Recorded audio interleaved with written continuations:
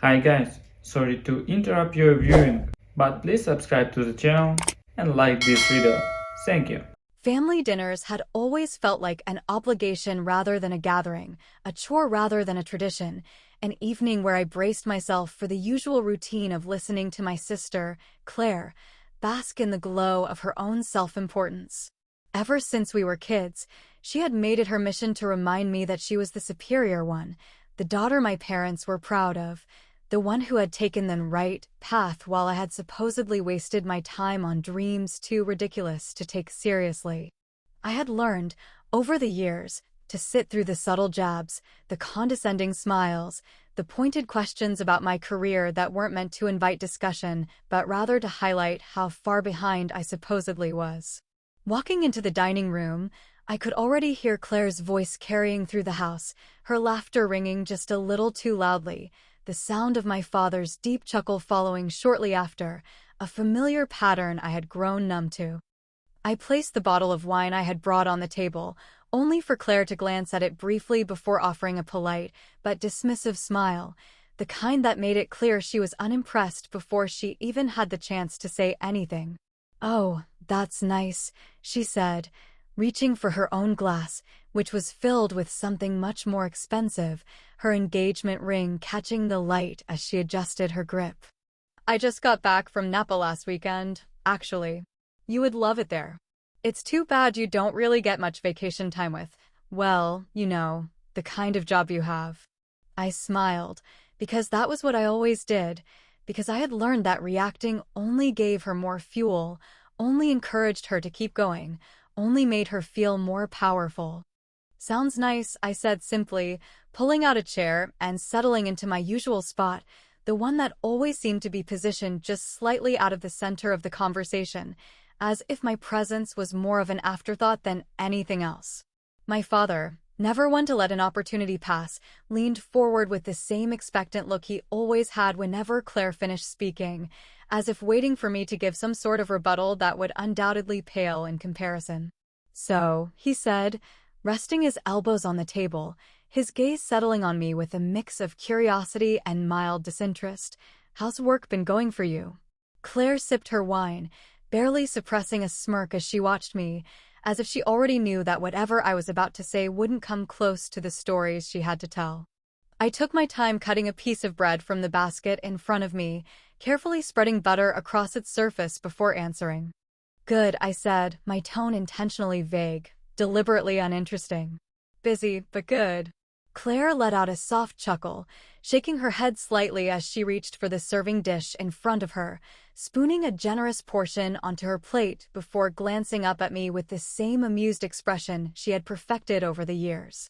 "I was just telling Dad earlier how crazy things have been at my firm," she said, her voice dripping with faux humility, her gaze flickering toward our father, who nodded in agreement, clearly already familiar with whatever story she was about to tell.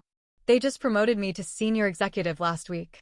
It's honestly been overwhelming, but I guess that's what happens when you're constantly pushing yourself to the next level." My mother beamed at her, reaching over to squeeze her hand in congratulations, her eyes shining with the kind of pride that she had never once directed at me, at least not in a way that felt genuine. "We are so proud of you, sweetheart," she said warmly, her voice thick with admiration, the kind of tone reserved for someone who had truly accomplished something worth celebrating. I took a slow sip of my wine, letting the moment stretch, letting them all enjoy it, letting Claire have her time in the spotlight, knowing that soon, everything was going to change in a way none of them could have ever predicted. The television hummed softly in the background, a steady stream of advertisements playing between segments of the evening news, its presence more of a background noise than anything else, an afterthought to the conversation at the table. But then, just as my father reached for another serving of roast, just as Claire prepared to launch into another story about her firm, just as my mother settled into her chair with a satisfied sigh, something happened that none of them were prepared for. The familiar chime of a commercial played, the screen shifting to a sleek, well-produced advertisement showcasing the latest product from one of the fastest-growing tech companies in the country. Vibrant colors flashed across the screen, images of innovation and progress filling the space with an energy that immediately caught the attention of everyone at the table. My father glanced up briefly, his fork pausing midair, his expression shifting from mild interest to something more focused. Claire, sipping her wine, barely paid attention at first, until a familiar voice echoed through the room, a voice that had been carefully chosen to introduce the company, to set the tone, to make an impact. And then, just as the commercial reached its peak, just as the final words were spoken, just as the brand's identity was cemented into the minds of everyone watching, the screen faded to black, revealing a single, powerful tagline. Founded by Kenton. Silence. Absolute, deafening silence. My father's fork slipped from his fingers, clattering against his plate, his expression frozen in pure, unfiltered disbelief. Claire's posture went rigid, her hand tightening around the stem of her glass, her eyes locked onto the screen as if she had just seen a ghost, as if reality itself had just cracked open before her. My mother blinked rapidly, processing the words, glancing between me and the television as if struggling to make sense of what she had just witnessed.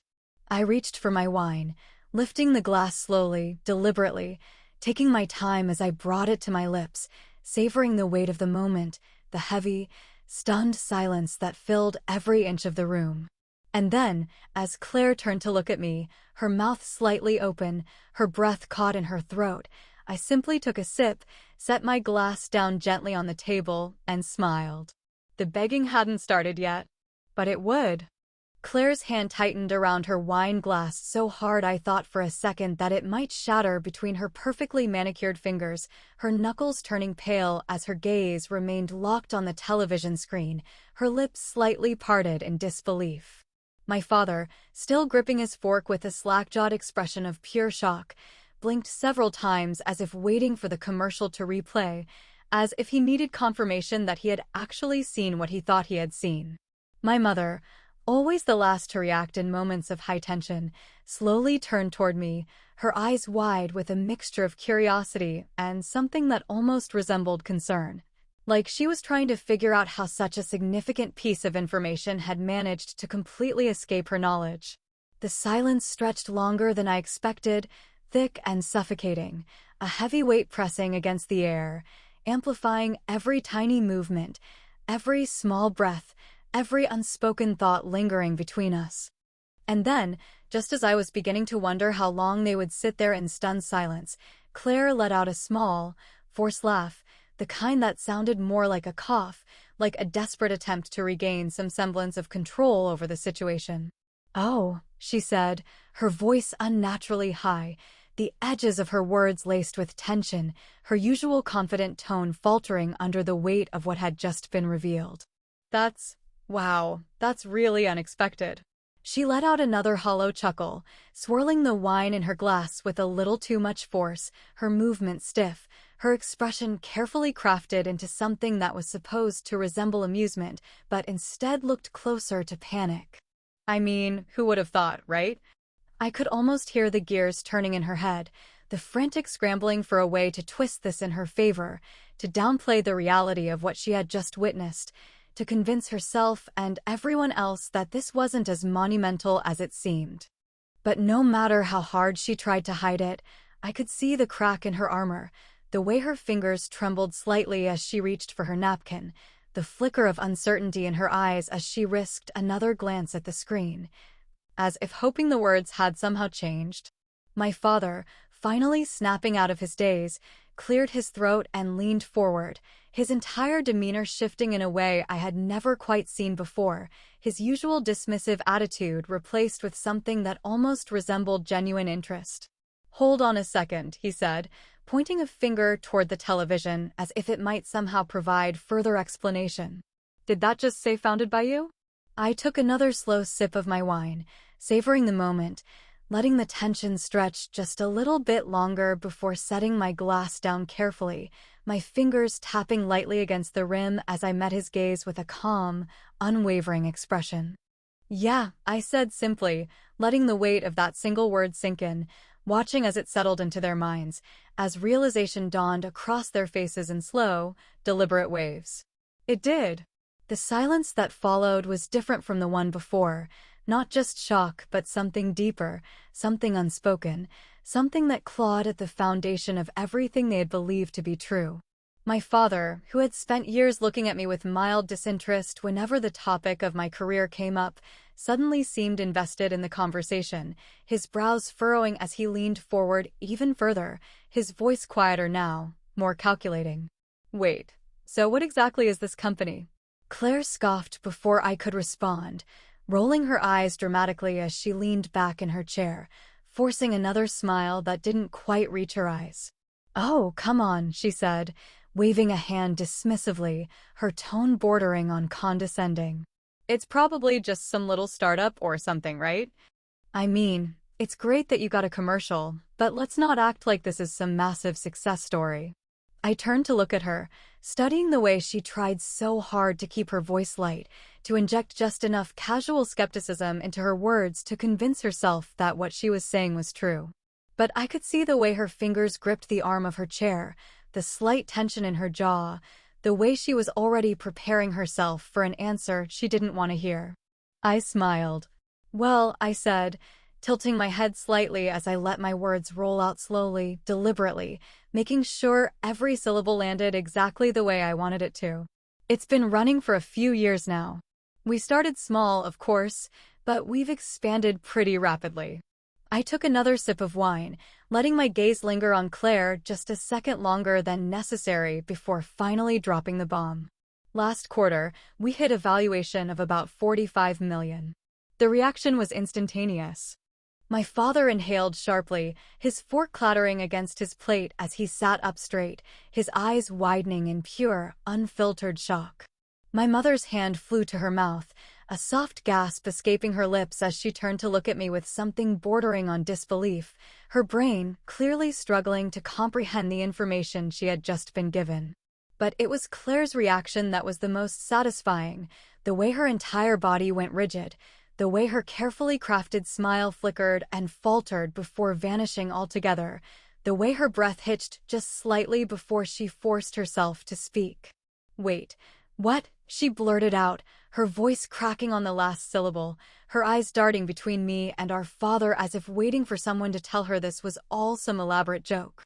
"You're telling me that your company is worth millions?" I nodded, keeping my expression neutral, watching as her carefully built world started to crumble right in front of me. "That's impossible," she said quickly, shaking her head, her voice growing more unsteady with every passing second.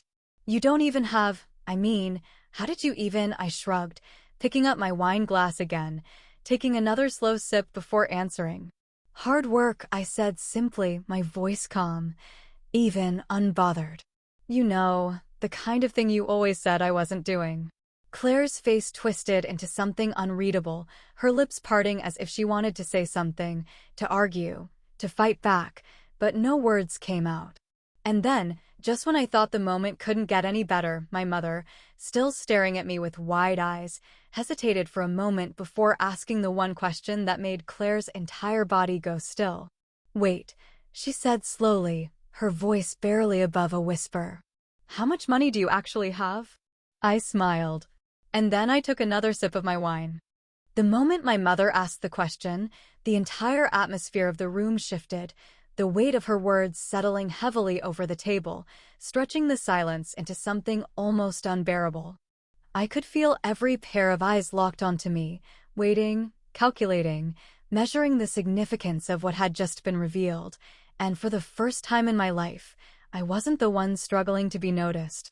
My father, a man who had spent years dismissing my career as little more than a hobby, was now looking at me with an expression I had never seen before, a mixture of surprise and something eerily close to admiration, his posture no longer relaxed, his body leaning forward as if trying to physically close the distance between us. My mother, still processing, blinked rapidly, her fingers twitching against the edge of her napkin, her brain working overtime to comprehend how the daughter they had always treated as secondary had somehow outpaced them all. But Claire was unraveling. I could see it in the way her shoulders tensed, in the way her grip on her wine glass tightened ever so slightly, in the way her carefully crafted smile faltered at the edges, a crack in the foundation of the superiority she had built for herself over the years. She was still trying to hold on, still attempting to mask the rising panic beneath a thin veneer of amusement, but I knew my sister better than she thought I did, and I could see that she was scrambling, desperate for a foothold, desperate for an explanation that made sense in the world she had always believed in. "Oh, come on," she said, her voice just a little too forced, just a little too tight as she let out a strained chuckle, shaking her head like this was all some bizarre misunderstanding. "You guys are acting like she's the next Mark Zuckerberg or something." She let out another awkward laugh, this one falling flat against the heavy silence that still lingered between us. "I mean, yeah, it's impressive, but let's not pretend like this is some massive deal." My father shot her a look, one that was far less amused, far less indulgent than the ones he had always reserved for her before. "Claire," he said, his voice carrying an edge of irritation now, his patience wearing thin. "A company worth millions of dollars is a massive deal." Claire visibly stiffened, her lips pressing together for a fraction of a second before she forced another smile, her laugh even more hollow than before. "I mean, obviously," she said quickly, her voice slightly higher pitched now, as if her body was betraying her before she even realized it. "I just meant that, well, I just don't understand why she never mentioned any of this before." She turned to me then, her eyes narrowing slightly, as if trying to find an angle that would allow her to regain some kind of control. "I mean, it's a little weird, don't you think? Keeping something this big a secret?" I tilted my head slightly, watching her with a quiet amusement that I didn't bother to hide anymore, allowing the tension to stretch just a little longer before answering. "You never asked," I said simply, my voice calm, even, completely unbothered. Claire's mouth opened, then closed, as if she had expected some kind of justification, some kind of excuse that would allow her to twist this situation into something that fit her narrative, but I wasn't going to give her that satisfaction. Instead, I simply reached for my wine glass again, taking another slow sip, watching as she tried to recalibrate, tried to adjust to a world where, for the first time in our lives, she wasn't the most important person in the room. My father, still looking at me with something like newfound respect, let out a short breath, shaking his head slightly as he sat back in his chair. "I have to say, I'm impressed," he admitted, his voice lacking its usual dismissive tone, his expression unreadable. "I never thought you had an interest in business, but clearly I was wrong." That, more than anything else, made Claire's entire body go rigid. I didn't miss the way her fingers clenched under the table, the way her jaw tightened, the way her shoulders lifted just a little too high as she struggled to maintain her composure. For years, she had been the golden child, the one who could do no wrong, the one who basked in the glow of our father's approval while I sat quietly on the sidelines, never quite good enough to warrant his attention. And now, in the span of a single evening, the entire dynamic had shifted, and Claire could feel it slipping through her fingers like sand. "That's exactly what I was thinking," Claire said suddenly, her voice overly cheerful, overly enthusiastic, the kind of tone she used when she was trying to pretend she wasn't completely losing control of a situation. She turned toward me, her expression carefully neutral, her lips curving into a smile that didn't quite reach her eyes. "You know, I was actually just thinking about expanding my professional network," she continued, her voice smooth now, calculated, as if she had already decided on her next move. "And since you clearly have a lot of experience in the industry, maybe we should talk about working together." I blinked, my expression giving nothing away, but inside, I was already laughing, already reveling in the sheer desperation that was seeping through every single word she spoke. Claire had spent years telling me I would never be as successful as her, that my work was meaningless, that I was wasting my time on something that would never amount to anything. And now, after everything, after all the condescending comments and dismissive smirks, after all the times she had looked at me with barely concealed pity, she was asking to be a part of what I had built. I let the silence stretch, letting her squirm just a little longer before setting my wine glass down with deliberate care, my fingers tapping against the rim as I studied her with mild curiosity. "That's an interesting idea," I said finally, my voice deliberately slow, deliberately measured. "But I didn't realize you had an interest in my dead-end job." Claire's smile faltered for a fraction of a second, her confidence cracking just slightly, just enough for me to see the panic still lurking beneath the surface.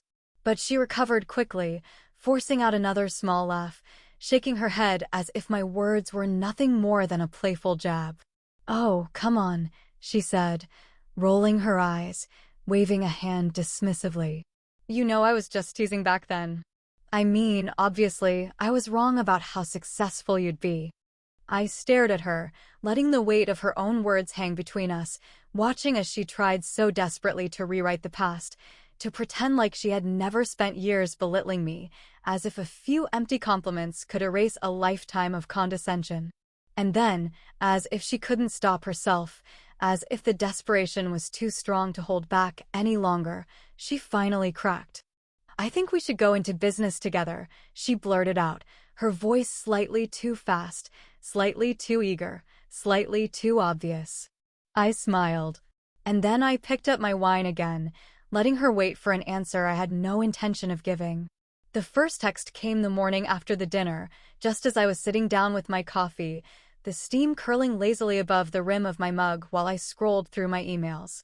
It was brief, casual in a way that felt completely unnatural coming from Claire, as if she was trying to pretend that last night hadn't happened, that she hadn't spent the evening unraveling in front of our parents, that she hadn't all but begged for a way into my business.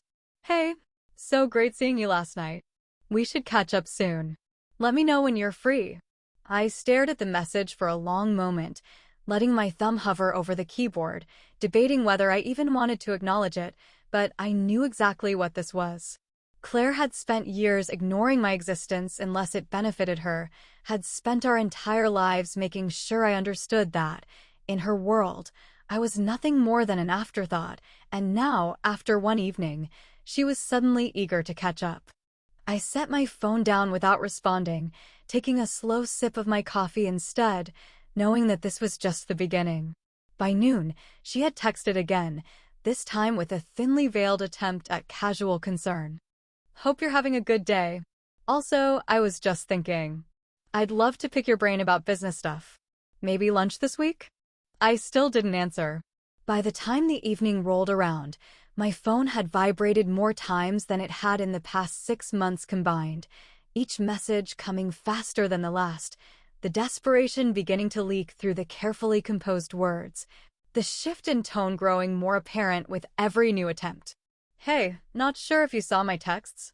I know you're busy, but seriously, we should talk. I don't get why you're ignoring me. I'm just trying to be nice." I laughed softly to myself, shaking my head as I scrolled through the string of increasingly frantic messages, my amusement only growing as I realized just how badly she wanted something from me, how unfamiliar this position must have felt for her. Claire had always been the one in control, the one who dictated the narrative, the one who decided who was worth her time and who wasn't. And now, for the first time in her life, she was the one waiting, the one reaching out, the one hoping for a response that wasn't going to come. I almost felt bad. Almost. The calls started the next day. At first, it was one or two, easily ignored, nothing more than a minor inconvenience, but by the end of the week, she had called nearly a dozen times, her persistence growing more aggressive with each unanswered attempt. I let them all go to voicemail, listening as she went from fake cheerfulness to thinly veiled frustration, her messages becoming more erratic, more desperate, more transparent. But then, just as I was considering blocking her number altogether, something else happened, something that made everything suddenly click into place. It was an email, forwarded to me by an old acquaintance who still worked in the same industry as Claire, someone who had no idea how perfectly timed their message was, how valuable the piece of information they had just handed me was. Claire's company, her perfect, untouchable, wildly successful career, was falling apart. She had made bad investments, had thrown money into projects that never gained traction, had overextended herself in ways that were now coming back to haunt her, and the cracks in her carefully constructed empire were beginning to show. The numbers were ugly, the projections worse, and if the reports were correct, she was weeks away from total financial collapse. I sat back in my chair, rereading the email twice, letting the irony of it all settle over me, realizing in that moment that Claire hadn't been reaching out because she wanted to connect or pick my brain about business. She had been reaching out because she was drowning, because she needed a lifeline, because for the first time in her life, she had something to lose, and I was the only person who could possibly save her. The next time she called, I answered. She hesitated for only a second before launching into a rambling speech about how crazy work had been lately, how things were shifting, how she was considering new opportunities, how she thought we should finally put the past behind us and support each other as sisters. I let her talk, let her try to sell me the lie, let her dance around the truth as if I hadn't already seen the numbers for myself. And then, finally, when she realized I wasn't biting, when she realized I wasn't going to make this easy for her, she sighed heavily into the phone, her voice quieter now, more raw, more honest than it had been in years. "I need your help," she admitted, the words sounding foreign coming from her mouth, as if they physically pained her to say. "Things aren't great right now." I waited, letting the silence stretch, letting her sit in her own discomfort, making sure she felt every second of what it was like to be in this position, before finally speaking. "Oh," I said, my tone light, curious, as if I hadn't already known. "I thought everything at your company was amazing." She let out a short, humorless laugh, and I could practically hear the strain in her voice, the carefully concealed panic that she was trying so hard to keep under control. "I might have exaggerated a little," she admitted, and I could almost picture her pinching the bridge of her nose in frustration, hating every second of this conversation. "Things are more complicated than I let on." I hummed softly, taking another sip of coffee, letting her sweat it out, waiting for her to say what we both knew was coming, waiting for her to finally drop the act completely.